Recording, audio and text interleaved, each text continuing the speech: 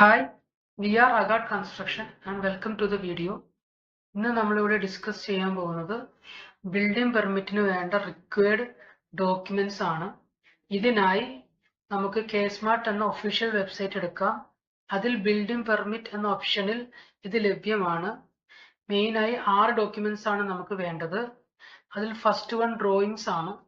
Drawings എന്നാൽ building plan, site plan, service plan, utility plan എന്നിവയാണ്. ഇതെല്ലാം DXF ഫോർമാറ്റിലാണ് വേണ്ടത്. Second one is land deed. Land deed എന്ന് പറഞ്ഞാൽ നമ്മുടെ ആധാരമാണ്. Third is land tax receipt, അതായത് കരമടച്ച receipt. Fourth is possession certificate, അതായത് നമ്മുടെ കൈവശാവകാശം തെളിയിക്കുന്ന സർട്ടിഫിക്കറ്റ്.